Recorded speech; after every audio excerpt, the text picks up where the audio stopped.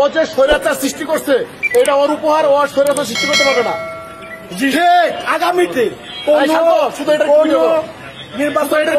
এই সাবাস না পায় কোন সরকার। সাবেক প্রধান নির্বাচন কমিশনার কে এম নুরুল হুদাকে আটক করা হয়েছে। রোববার সন্ধ্যায় স্থানীয় জনতা তাকে আটক করে। পরে উত্তরা পশ্চিম থানা পুলিশ এসে তাকে নিয়ে যায়।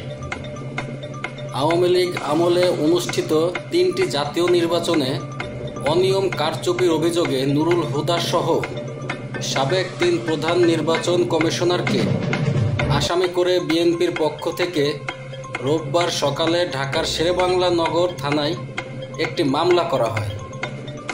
ওই মামলায় সাবেক এই সিইসিকে গ্রেপ্তার দেখানো হতে পারে বলে জানা গেছে। নুরুল হুদাকে আটকের বিষয়টি নিশ্চিত করেছে ডিএমপির যুগ্ম কমিশনার মোহাম্মদ ফারুক হোসেন। সাবেক সিইসি কে এম নুরুল হুদাকে বিক্ষুব্ধ জনতা তার বাসা থেকে আটক করেন। উত্তরা পশ্চিম থানা পুলিশের কাছে সোপর্দ করেছে। শুনেছি তিনি সহ 24 জনের বিরুদ্ধে শেরেবাংলা নগর থানায় একটি মামলা হয়েছে। পর্যালোচনার পর তাকে সেই মামলার গ্রেপ্তার দেখানো হবে। এই বিষয়ে আইনগত ব্যবস্থা প্রক্রিয়াধীন রয়েছে।